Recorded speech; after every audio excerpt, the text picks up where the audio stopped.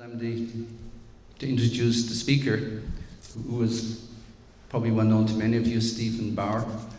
I first actually came across his name in reference to a book review of a very good friend of mine who had written a book on evolution theory. That's when I first became curious about who was Professor Stephen Barr, and I began to read up on him a little bit. Stephen Barr is Professor of Theoretical Physics, as a theoretical particle physicist. He received his PhD from Princeton University in 1978. After holding research positions at the University of Pennsylvania, the University of Washington, and Brookhaven National Laboratory, he joined the faculty at the University of Delaware in 1987, where he is professor in the Department of Physics and Astronomy and director of its Bartol Research Institute. His physics research centers mainly on grand unified theories and the cosmology of the early universe. He has written 150 research papers, as well as an article on grand unification for the Encyclopedia of Physics. He was elected a Fellow of the American Physical Society for original contributions to grand unification, CP violation, and baryogenesis. He has written extensively and lectured widely on the relation of science and religion. Many of his articles and reviews have appeared in First Things, for example, retelling the story of science, on whose advisory council too he serves. He also has written for National Review, The Weekly Standard, The Public Interest, Commonweal, Modern Age, Public Discourse, and Academic Questions. He is the author of Modern Physics and Ancient Faith, University of Notre Dame Press, A Student's Guide to Natural Science, which is Intercollegiate Studies Institute 2006, and Science and Religion, The Myth of Conflict, Catholic Truth Society 2011. He was elected in 2010 to the Academy of Catholic Theology. He and his wife Kathleen have 5 children and live in Newark, Delaware. So with that, I'd like to introduce Professor Stephen Barr to talk about tonight's lecture on the myth of conflict in religion and science. Thank you very much for that kind introduction, and thank you for coming out tonight and for this very warm welcome. It's a little warmer than I had anticipated, so forgive me if I don't wear a suit jacket or a tie. How many of you recognize that clerical gentleman standing next to Albert Einstein? Raise your hand if you know who that is. Okay, a few people do. But I will tell you who he is later. But that is symptomatic. The fact that he is so little known is symptomatic of the problem that I'm going to talk about tonight. There's a widespread perception that there's some kind of conflict or contradiction between science and religion. Atheists confidently assert that there is, or some atheists do, and many religious people fear that there might be. This has helped to undermine the faith of many. Now, certainly some religious beliefs do conflict with science, but why is there a perception that all religion per se, is contrary to science? I think people are mistaking one thing for another. There's a real, long-standing, and often bitter conflict going on, but it is not between religion and science. It's between religion and a philosophy called scientific materialism. Scientific materialism is an idea that grew up alongside of science, was inspired by science, and wraps itself in the mantle of science. It is the worldview of many scientists and of some people who presume to speak for science, but it has no claim to being science. It is rather a philosophical idea. The central tenet of scientific materialism is that the ultimate reality is matter, so that everything that exists and everything that happens can be explained by the laws of physics and blind chance. For some of its adherents, however, scientific materialism is more than this. It's a passionately held ideology that sees science as having a saving mission. which is to free the human mind from irrationality and superstition, among which they count religion. It is not enough that science is good and brings us understanding. There must be an enemy to be vanquished, and religion is cast in that role. This explains the strange zeal that some materialists have, and I'm thinking of people like Richard Dawkins or the late Victor Stenger. There's the strange zeal that some materialists have in propagating their ideas. They feel that they're taking part in a grand struggle between reason and its enemies. This gives their lives a heroic meaning and purpose. Scientific materialists have a well-developed critique of religion, which has at least three aspects: philosophical, historical, and scientific. Their philosophical claim is that there is an inherent contradiction between the scientific and religious outlooks. Science is based on reason and evidence, whereas religion, they say, is irrational because it is based on dogma, faith, and mystery, which involve belief in things that cannot be seen and for which supposedly there is no evidence. Science is based on natural explanations and natural laws, whereas religion is based on miracles and the supernatural. They see religion as a matter of myth and magic, and therefore pure superstition, which is the very antithesis of a rational scientific outlook. Their historical claim is that religious believers and institutions have been hostile to science and have tried to suppress it. This is powerfully symbolized in the eyes of many by the Catholic Church's treatment of Galileo. And this impression is constantly reinforced in the public mind by the battles waged against evolution by biblical literalists. Their scientific claim is that the actual discoveries of modern science over the last 400 years have debunked or undermined fundamental Christian beliefs about the universe and mankind's place in it. As the story is often told, science has dealt one blow after another to the religious conception of the world. Copernicus showed that man is not at the center of the universe. Newton showed that the world is governed by blind and impersonal forces. Modern astronomy showed how small and insignificant we are compared to the cosmos as a whole. Darwin, they say, showed that humans differ only in degree from lower animals. Discoveries in fields such as neuroscience and artificial intelligence are expected to show, if they haven't already, that the supposed soul is just the working of the brain, a complex biological computer. And modern cosmology is invoked to show either that the universe had no beginning or that the universe created itself out of nothing by a quantum fluctuation. I'll deal with each of these three strands in turn. First, the philosophical. The philosophical critique is largely based on crude misunderstandings of traditional ideas about God and creation. Let's start with supernaturalism. Christianity and Judaism were never based on supernaturalism, if we mean by that the rejection of the idea of a natural order. Indeed, scholars say that the book of Genesis was in part a polemic against pagan supernaturalism and superstition.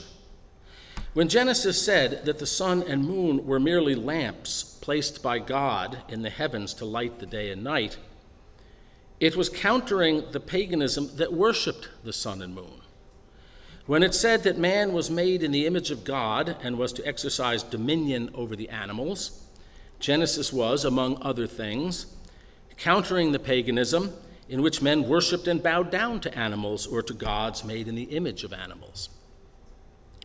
In paganism, the world was imbued with occult forces and populated by numerous deities, gods of the earth and ocean, goddesses of sex and fertility, and so forth.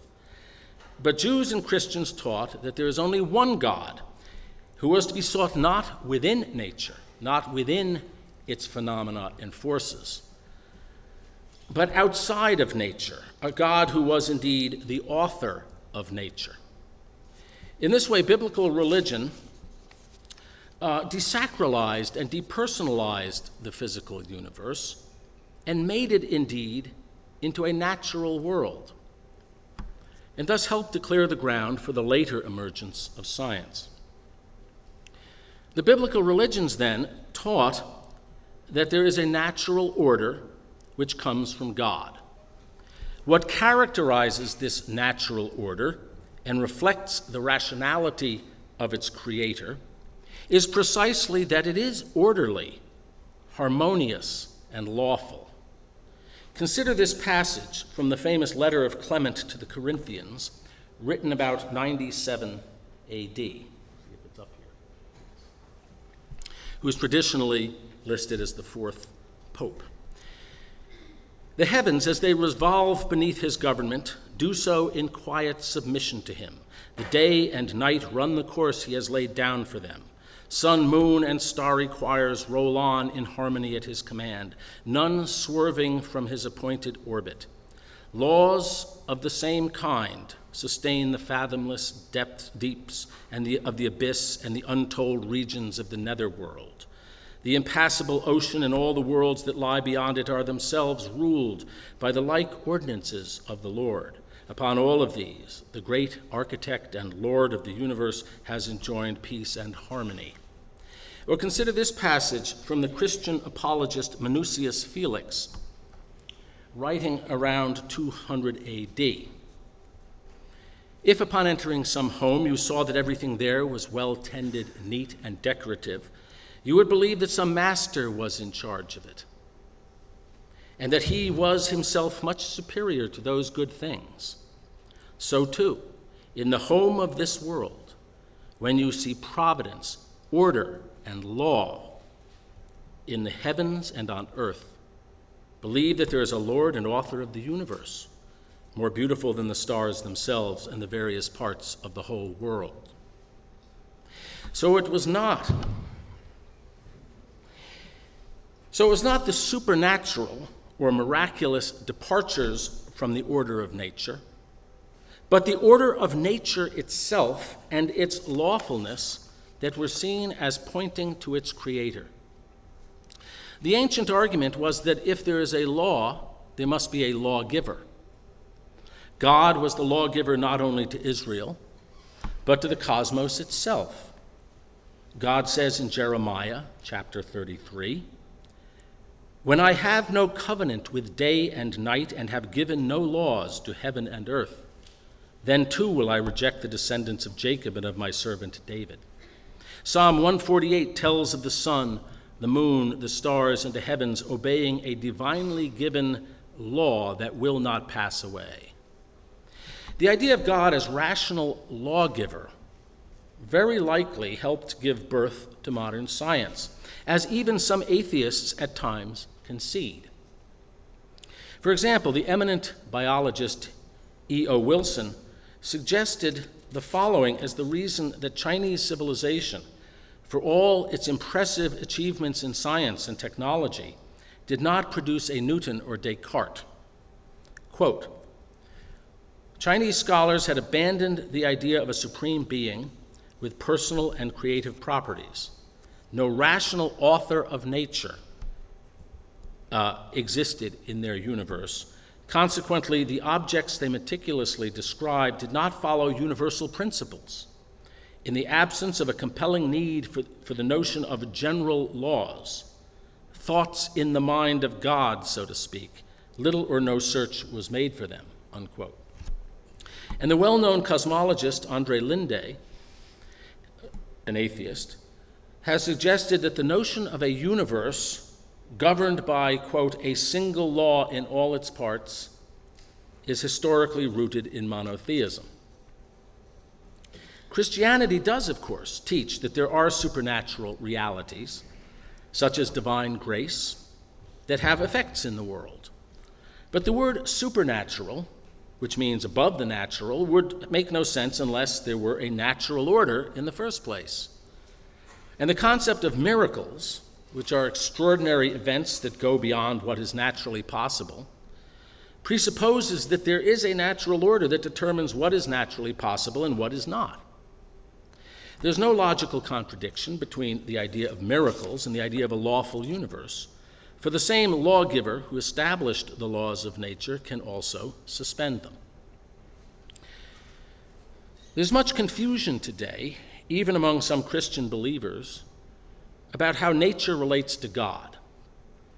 Instead of seeing God as the author of nature, they see God and nature as somehow opposed or in competition.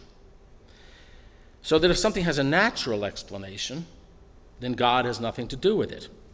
And conversely, if God is the cause of something, it must be supernatural.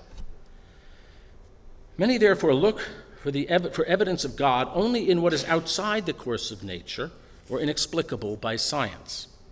That is, in the gaps in our scientific understanding. Hence the expression, the God of the gaps. And atheists think that by closing those gaps, they will leave no place for God to hide. The traditional Christian and Jewish view was quite different. If God, as creator of the natural world, established its laws and gave things their natural powers, then his existence is evident in nature itself and its ordinary processes, whose power and working reflect God's own power and wisdom. This is the message of the following passage from the Book of Wisdom, a Jewish work of about 100 BC, which is recognized as part of the Bible by the Catholic and Orthodox churches. For all people who were ignorant of God were foolish by nature, and they were unable from the good things that are seen to know the one who exists. Nor did they recognize the artisan while paying heed to his works, but they supposed that either fire or wind or swift air or the circle of the stars or turbulent water or the luminaries of heaven were the gods that ruled the world. If through delight in the beauty of these things people assumed them to be gods, let them know how much better than these is their Lord, for the author of beauty created them. And if people were amazed at their power and working, let them perceive from them how much more powerful is the one who formed them. For from the greatness and beauty of created things comes a corresponding perception of their creator. Notice that the evidence of God, to which this passage points, consists of phenomena that are perfectly natural: fire, wind, swift air, the circle of the stars, turbulent water, and luminaries of heaven, that is, stars, planets, sun, and moon.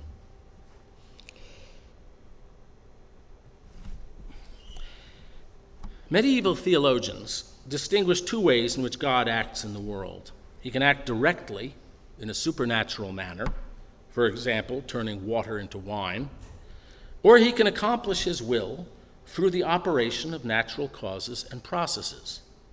It has always been the Christian view that God ordinarily acts in the latter way.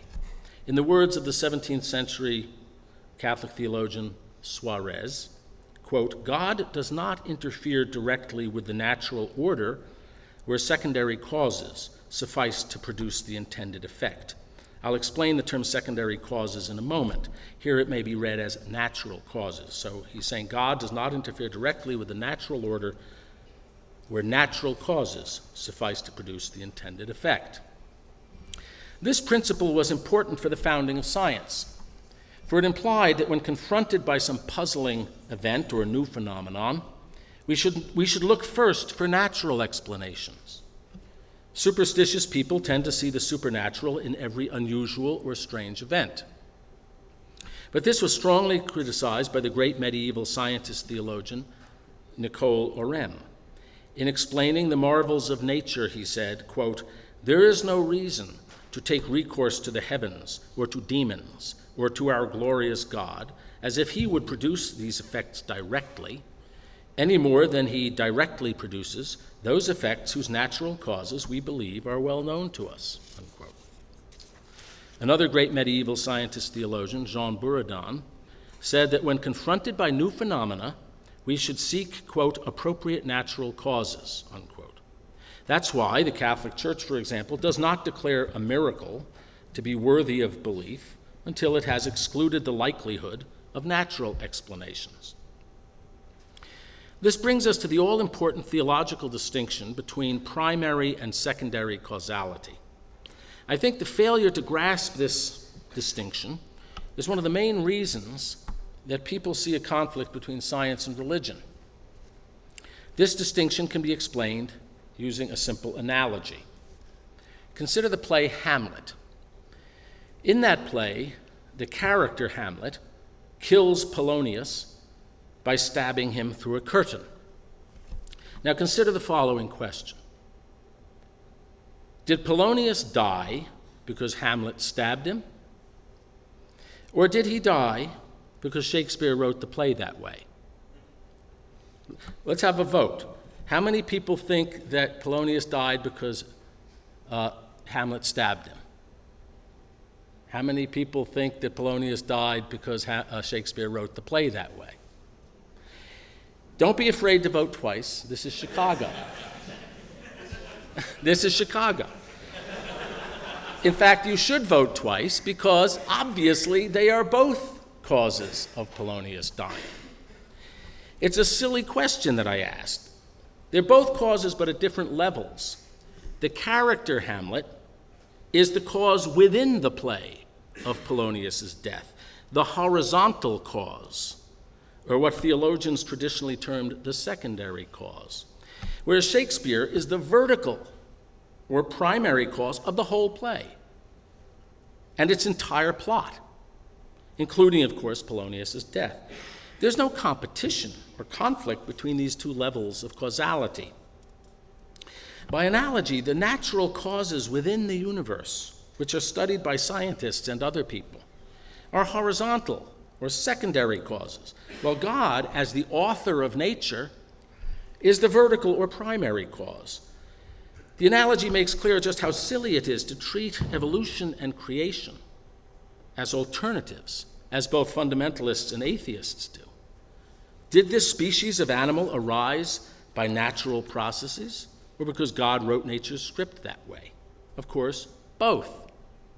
This is why the Catholic Church has never condemned, or opposed biological evolution. This also makes clear why scientific materialists are wrong to think that believers in God do so without evidence. For materialists, evidence means either directly observing something with our senses or inferring that something exists as a natural cause of what we observe, the way we observe a compass needle move and infer that there's a magnetic field. Well, obviously, God cannot be seen in either of these ways, for he is neither a part of nature, which could be sensed, nor a natural cause. And yet God is a cause, the ultimate cause. He's not a cause within nature, but the cause of nature. Thus, nature gives evidence of God in the same way a play or novel gives evidence of its author, even if the author does not make an appearance within the book. Now let's turn to the materialist's historical critique of religion. The idea that Christianity, and the Catholic Church in particular, opposed science and tried to hold it back is called by historians the conflict thesis. It has been completely discredited by historians of science. It's a myth, pure and simple, whose roots lie in the Enlightenment and the contempt many of its thinkers had for revealed religion. Its growth was aided in Catholic countries by anti-clericalism and in Protestant countries by anti-Catholic prejudice. The conflict thesis was popularized by two enormously influential books written in the late 19th century. The History of the Conflict Between Science and Religion by John William Draper, and A History of the Warfare of Science with Theology in Christendom by Andrew Dixon White, the first president of Cornell University. These books are dismissed by scholars today as full of errors of fact and interpretation and historically worthless. One eminent historian of science calls Draper's book, quote, a thinly disguised anti-Catholic rant. The scientific revolution, which took place in the 17th century and gave rise to modern science, did not occur in opposition to revealed religion. In fact, most of its great figures were devout Christians. Copernicus, whose work sparked the scientific revolution, was an official of the Catholic Church. Johannes Kepler, famous for his 3 laws of planetary motion, was a devout Lutheran who announced the discovery of one of these laws with the words, "I thank thee, Lord God, our Creator, that thou hast allowed me to see the beauty in thy work of creation." Galileo remained a devout Catholic throughout his life. Descartes, whose work in mathematics was foundational for modern science, believed in God and the reality of the spiritual soul. Blaise Pascal was not only a mathematician and physicist of genius, but a man whose life was transformed by an intense mystical experience and who wrote in defense of Christian belief and against radical skepticism. Robert Boyle, the first modern chemist, left a large sum of money to endow a series of lectures whose purpose was to combat the ideas of, quote, notorious infidels, which meant in those days atheists. And Isaac Newton, the greatest of them all, spent as much time on theological and scriptural studies as he did on science. All of them saw their work as showing the beauty of God's creation rather than as supporting atheism. And this was true long beyond the 17th century. The 2 greatest physicists of the 19th century, Michael Faraday and James Clerk Maxwell, were exceptionally devout Christians even by the standards of their day. Moreover, the scientific revolution did not spring out of thin air. Its foundations were laid in the universities of medieval Europe, as has been strongly emphasized by the eminent historian of science, Edward Grant. It was in those universities that for the first time in human history, science was studied and taught on a continuous basis from generation to generation by a stable community of scholars. That is, where science was first institutionalized, as Grant put it. These universities produced hundreds of thousands. There were about 100 universities in Europe at the end of the Middle Ages. They produced hundreds of thousands of graduates who were introduced to scientific questions and from whose ranks scientific talent could emerge. The scientific community and the scientific public, these universities created were the soil in which the seeds of the scientific revolution germinated. Because the Catholic Church specifically is often accused of having been anti-science due to its treatment of Galileo, I'd like to focus for a few minutes on the Catholic Church's record with regard to science. A little-known fact that dramatically illustrates the positive role the Catholic Church has played in the development of science is the large number of Catholic priests who made major discoveries or contributions to science. We Catholics have our litanies. What follows is not a litany of saints, though there are a couple of saints among them, but a litany of priest-scientists. For reasons of time, I can only mention a few of the most outstanding, and I'm going to skip the Middle Ages for the same reason, even though there are a number of very interesting medieval priest-scientists. So let me skip the Middle Ages. And that. So starting with the 17th century, the century of the scientific revolution, there were many important priest-scientists, including Niels Stenson, Marin Mersenne, Christoph Scheiner, Giambattista Riccioli, Francesco Grimaldi, Benedetto Castelli, and Bonaventura Cavalieri. Stenson, also known as Steno, was Danish by birth. He converted as an adult to Catholicism, became a priest, and eventually was made a bishop. As bishop, he was noted for his asceticism and solicitude for the poor. He was beatified in 1981, I think, by Pope John Paul II, so he's Blessed Nicholas Steno. Stenson was the greatest anatomist of his time, and he made major discoveries in that field, especially about the glandular lymphatic system. Several features of the body are named after him, such as Stenson's duct, Stenson's vein, and Stenson's foramina. But his greatest contribution, for which he is considered a founder of the science of geology, was developing, for the first time, the correct theory of the origin of sedimentary rocks Indeed, understanding for the first time that these rocks were originally underwater and formed from sedimentation, and the origin of fossils. His theories unlocked the history of the Earth. He's considered one of the principal founders of the science of geology.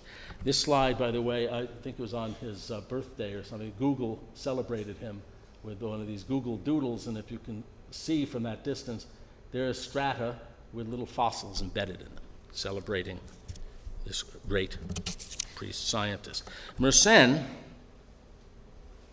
is considered the founder of acoustics. Make sure that's Mersenne, yes.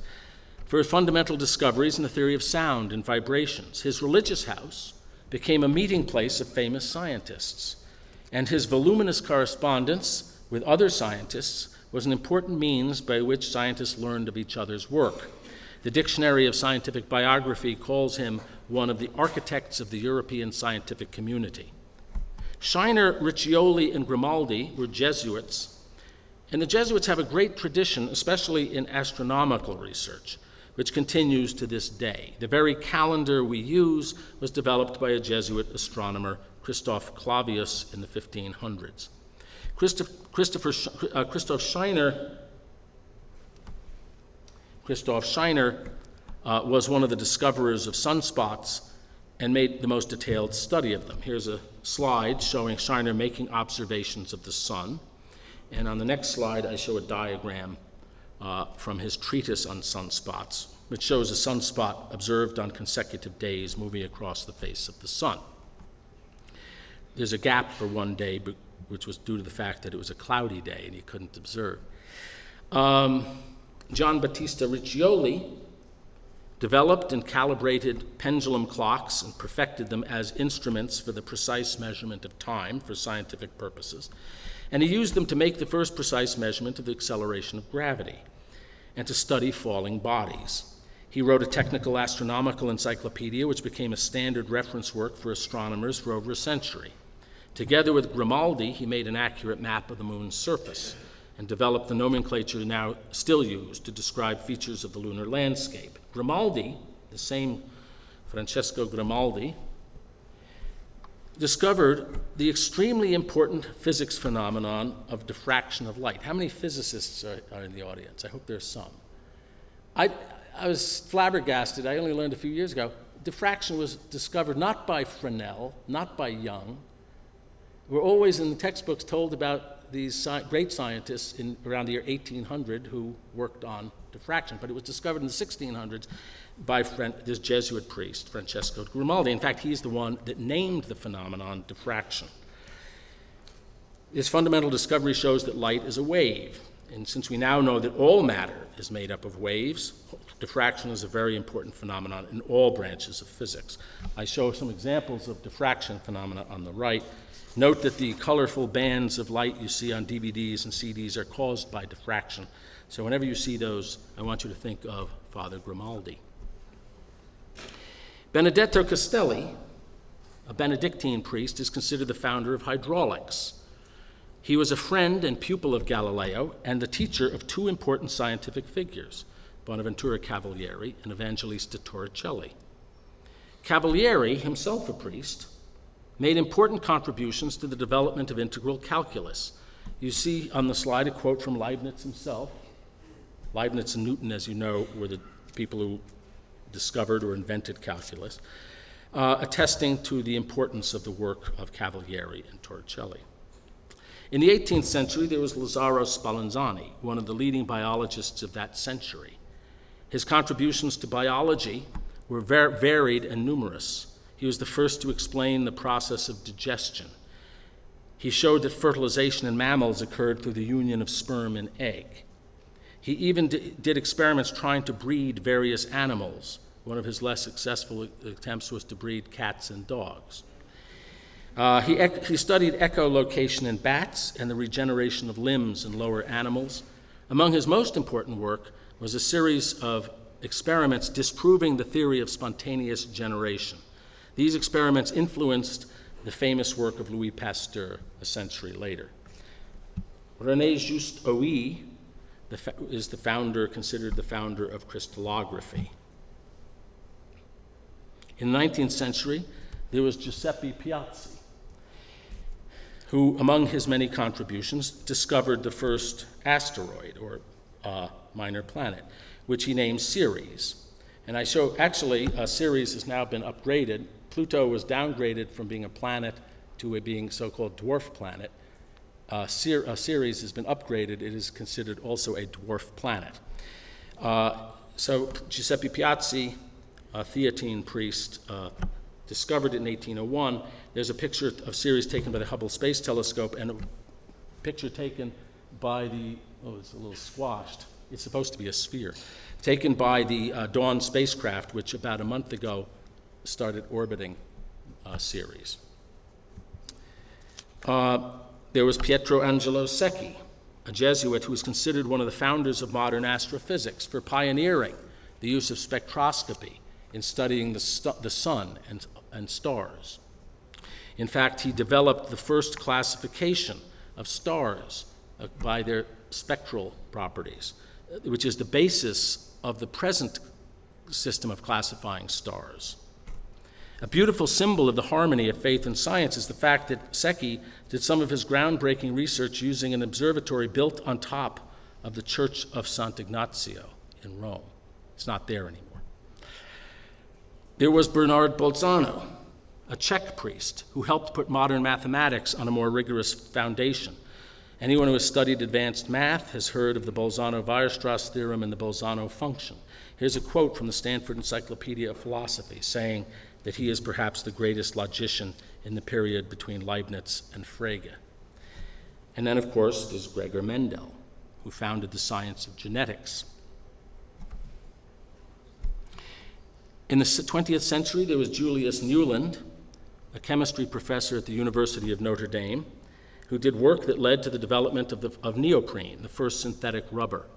And last but not least, Georges Lemaitre, the founder of the Big Bang Theory, the central idea in modern cosmology. That's the clerical gentleman standing with Albert Einstein. How many people know that the Big Bang Theory, that the originator of it, the primary originator of it, was a Catholic priest? What a glorious record of achievement. Professor Lawrence Principe of Johns Hopkins University, who's both a chemist and a noted historian of science, has written, quote, "The Catholic Church has been probably the largest single and longest-term patron of science in history." The rest of my talk will deal with the third strand of the materialist critique, the notion that many of the greatest discoveries of modern science have undermined or debunked the traditional Christian and Jewish view of the universe, of human beings, and of our place in the universe. Get rid of, well, I'll leave Lemaitre up there. As things stood about 100 years ago, this view had some plausibility, but much has changed since then. There have been several major discoveries or developments, especially in physics, that seem more consonant with the Christian and Jewish conception of the universe and of man than with the materialists. I'd like to discuss 5 of them briefly. In each case, I'll mention earlier discoveries that had seemed to favor the materialist's view, and then the more recent discovery or development that points the other way. The first has to do with the structure of the cosmos. We've all heard how Copernicus overturned the religious picture of the cosmos by showing that human beings are not at the center of it, and how later discoveries demoted us even further by showing that the Earth is just a tiny speck lost in the vastness of space. Actually, however, the idea of the Earth as the center of the universe did not come from the Bible, but from ancient Greek science, specifically Aristotle and Ptolemy. Nor was the center a place of honor in Aristotle's cosmos, but the lowliest, and the farther from it things were, the more noble and exalted they were. There was one idea about cosmology, however, that did enter Western thought from biblical revelation. It was not about space and whether it had a center. It was about time and whether it had a beginning. The pagan thinkers of antiquity, including Aristotle, conceived of the universe as having had no beginning. Modern atheists have also tended to prefer this idea. And until about 100 years ago, almost every indication from science seemed to support it. Physicists discovered that the amount of energy never changes. It cannot be created or destroyed. Chemists found that the number of atoms never changes in chemical reactions. In Newtonian physics, time extended infinitely into past and future, just as space extended infinitely in all directions. Almost everything suggested that matter, energy, space, and time had always existed and always would. The idea of a beginning came to be seen as outdated religious mythology. The Nobel Prize-winning chemist Svante Arrhenius said in 1911, quote, "The opinion that something can come from nothing is at variance with the present-day state of science, according to which matter is immutable," unquote. And the Nobel Prize-winning physicist Walter Nernst declared, quote, "To deny the infinite duration of time would be to betray the very foundations of science." He meant the infinite duration of time into the past. But in 1916, Einstein proposed his theory of gravity, called general relativity, and everything changed. In the 1920s, the Belgian theoretical physicist Georges Lemaitre, who was also a Catholic priest, as we've seen, realized that the equations of Einstein's theory could describe a universe whose space was expanding. Combining this with the observations of astronomers that distant galaxies were receding from us, Lemaitre proposed what is now called the Big Bang theory. It took a long while to gain acceptance, primarily for scientific reasons, but partly also because of philosophical prejudice against the idea of a beginning. But in time, the evidence grew overwhelming that the hypothesized Big Bang did occur about 14 billion years ago. In the standard Big Bang theory, everything began at that point: matter, space, and time itself. It is possible that something preceded the Big Bang and that it wasn't the absolute beginning of the universe, but only the beginning of some phase of its history. There are, however, lots of interesting speculative models of that sort. There are, however, very strong theoretical reasons to think that the universe did have an absolute beginning a finite time ago, if not at the Big Bang, then at some earlier point. So science now strongly supports an idea that came from biblical revelation and was dismissed both by the pagans of antiquity and by modern materialists, and for a long time seemed contrary to science. The second development I'll speak about has to do with evidence of design in nature. Religious believers have always seen such evidence. The starry heavens, the forms of living things, and the other wonders of nature were seen as having been fashioned by the hand of God. Modern science seemed, however, to undercut this idea by showing that they were the result of mechanisms that depended upon a combination of impersonal laws and blind chance. Whereas Genesis spoke of God placing the sun and moon in the firmament, astrophysics has shown us that they condensed from swirling clouds of gas and dust under the attraction of gravitational forces. Darwin showed how the intricate structures of living things could arise from natural selection operating upon random mutations. When Napoleon asked the great mathematician and physicist Laplace why God was never mentioned in his treatise on celestial mechanics, Laplace famously replied that he, quote, had no need of that hypothesis. The laws of physics had displaced God. This was a new way of looking at the laws of physics. From ancient times, it had been argued, as we've seen, that the lawfulness of nature pointed to a lawgiver. But now it was argued that the laws of physics themselves, in and of themselves, constituted a sufficient explanation for the order of nature. And this does seem to make a certain amount of sense if one thinks about the shapes or patterns that we see in tangible objects or collections of objects, such as crystals or seashells or sunflowers or the motions of heavenly bodies. Consider, for example, the solar system. It exhibits many striking mathematical patterns, some of which were discovered by Johannes Kepler. He found that each planet follows an elliptical path around the sun, with its speed varying in such a way that the line from planet to sun sweeps out equal areas and equal times. He also discovered a simple and elegant algebraic relation between the period of a planet's orbit and its distance from the sun. All of these and many other patterns in the solar system can be explained by the laws of Newtonian physics. Does that mean, however, that the laws of Newtonian physics explained the existence of cosmic order? No, quite the reverse. For how did Newtonian physics explain the order of the solar system? It did so by appealing to a deeper mathematical order that holds throughout the whole universe. It showed that Kepler's three laws of planetary motion follow from Newton's more fundamental laws of mechanics and gravity. And Newton's laws describe an order far grander and more impressive than the laws of Kepler. There was more order to explain after Newton than before. And where does the greater order discovered by Newton come from? Newton's law of gravity comes from yet more fundamental laws, namely the equations of Einstein's theory of gravity. And lo and behold, the mathematical order described by Einstein's laws is even more splendid, beautiful, and profound than that found by Newton. And the process continues. It's believed that Einstein's laws, in turn, can be derived from yet more fundamental laws that are more beautiful and profound still. Very likely, the laws of so-called M theory or superstring theory.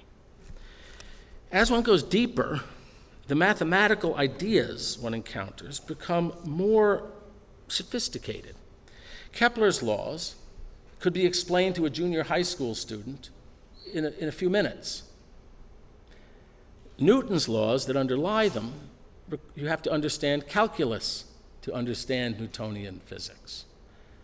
To understand Einstein's theory of gravity, you have to know differential geometry and the mathematics of curved, Minkowskian space-time, which most people don't learn until they get to graduate school.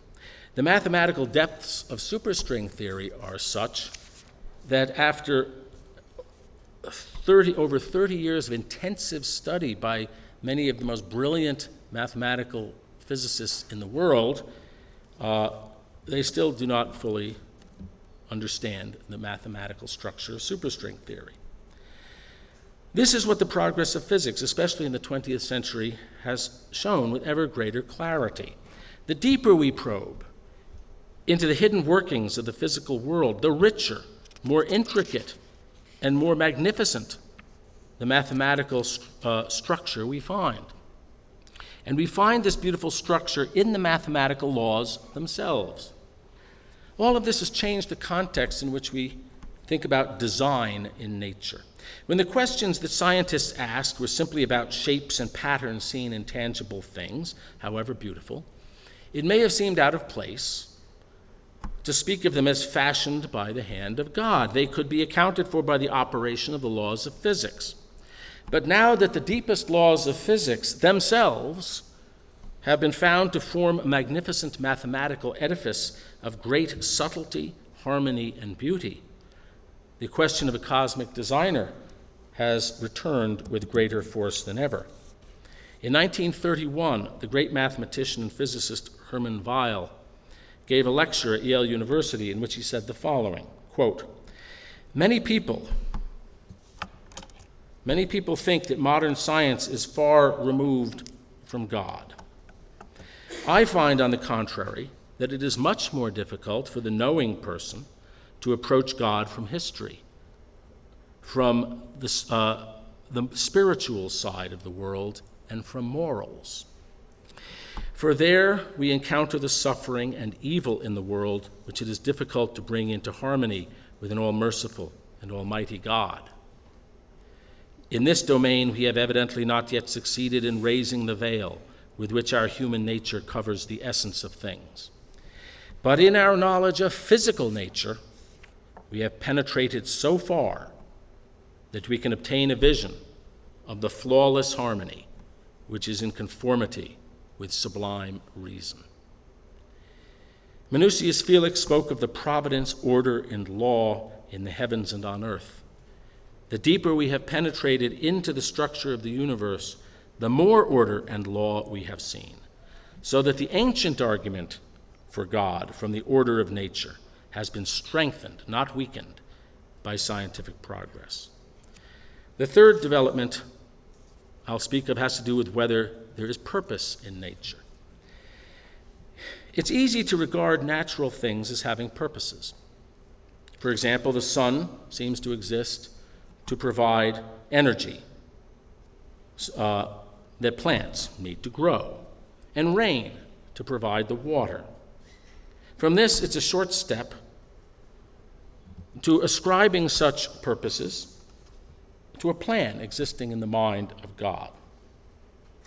And the pre-modern science of Aristotle was based on teleology, the idea that natural processes and entities are directed toward ends or goals. Heavy objects fall in order to reach the center of the earth. Living things heal from injury in order to reach the goal of bodily health and wholeness. But this teleological approach to science was set aside by the scientific revolution, especially in physics, and replaced by a mechanistic approach. So events were no longer seen as drawn toward future goals, but as driven blindly along by past and present causes. Modern physics explains how the sun formed and generates energy without any reference to ends. In the perspective of modern physics, neither the sun nor its energy are for anything, such as supporting life on Earth. Rather, life on Earth takes advantage of the energy that happens to be there. Darwinian evolution has pushed this mode of explanation further.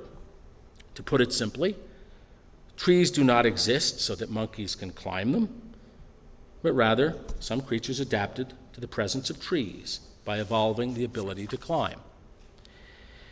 But the idea of purpose in nature has staged a revival. And again, it is not so much at the level of tangible things and their structure, but at the level of the laws of physics themselves. Over the last 40 years or so, physicists have become increasingly aware that many features of the laws of physics seem arranged just so as to make life possible. These are sometimes called anthropic coincidences. One could give many examples. I'll just mention a few. If the world did not obey the principles of quantum mechanics, atoms and molecules would not be the stable building blocks out of which, with well-defined properties, out of which living things or complex structures could be built. If the down quark were lighter than the up quark, instead of the other way around, then ordinary hydrogen, on which all life depends, would be radioactively unstable. If the so-called strong force, one of the four known forces in nature, the one that holds nuclei together, if the so-called strong force were even a small fraction weaker than it is, a crucial nucleus called deuterium could not exist. And this nuclear reactions, which power the sun and similar stars, would not take place, depriving the Earth of the energy needed for life. Moreover, the fusion reactions, the fusion processes that occur in stars and which were required to form all the elements of the periodic table besides the hydrogen and some of the lightest ones, would not have been possible. We live in a universe with practically only helium and hydrogen, and you can't make living things out of that. We live in a universe that has 3 macroscopic space dimensions. There may be some other extra dimensions that are of subatomic in scale, but we have 3 macroscopic space dimensions. If the number of macroscopic dimensions of space were greater than 3, gravity would act differently, and in such a way the planets could not orbit stars. They would either plunge into the star or they would fly off into space. If you had less than 3 space dimensions, other catastrophes happen. Other things happen that make it difficult to have complex organisms. 3 seems to be a very special number of space dimensions to have if you want living things. One could go on giving examples of such anthropic coincidences. Now, the most obvious way to explain them is to say that whoever or whatever mind is behind the laws of physics conceived of them with the purpose that life should arise in the universe. Now, there's an alternative way of explaining the anthropic coincidences called the multiverse idea, which I haven't time to explain, though I'd be very happy to talk about it in the Q&A section after my talk. If the universe is a multiverse, it may well be, it would explain some, though not all, it could explain some, but not all of the anthropic coincidences. But it wouldn't dispose of the evidence for purpose in the fundamental structure of nature's laws, since a multiverse must itself have very special laws. Thus, one way or another, the laws of physics have to be special if you're going to have a universe with complex organic life in it. By the way, the very vast size of the universe, which some people see as a sign of human insignificance, is actually one of the things which makes life possible in our universe. The astrophysical and biological processes by which life arose required billions of years to unfold. And according to Einstein's theory of gravity, a universe which lasts for billions of years must attain a size of at least billions of light years across. A universe that never got larger than a human scale of distance, say thousands of miles across, would last only a small fraction of a second. The fourth development I'll discuss has to do with the issue of determinism and free will. For 300 years, all indications were that the mathematical laws of our universe are deterministic. That is, given the state of the universe at one time, the equations would determine its whole future development uniquely, as was famously stated by Laplace 200 years ago. This was a powerful objection to the idea of free will and greatly disturbed religious thinkers. And if anything seemed solidly supported by science 100 years ago, it was physical determinism. But then, to the astonishment of physicists, determinism was overthrown by quantum mechanics in the 1920s. For it turned out that a fundamental feature of quantum mechanics is that its equations do not, generally speaking, predict what will happen, but only the relative probabilities of various future outcomes. That has seriously weakened the physics objection to the possibility of free will. To quote Hermann Weyl in the same 1931 lecture, quote, "We may say that there exists a world causally closed and determined by precise laws, but the new insight which modern quantum physics affords opens several ways of reconciling personal freedom with the laws of nature. It would be premature, however, for to propose a definite and complete solution of the problem.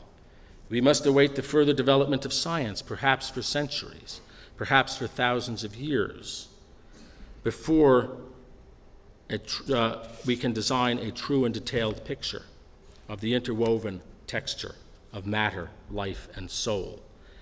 But the old classical determinism of Hobbes and Laplace need not oppress us longer," unquote.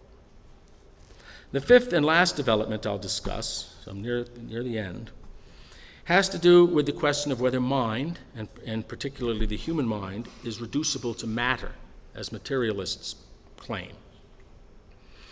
As biological processes have increasingly been understood in terms of chemistry and physics, and as neuroscience has shown how intimate the connection is between mental phenomena and events in the brain, many people have become convinced that mind is simply an emergent property of matter. This conviction has been strengthened by the increasing ability of computers to perform tasks that in humans, at any rate, require intelligence, such as playing chess or translating languages. So that man is now seen by many as not having a soul, but just as a machine made of meat or a wet computer.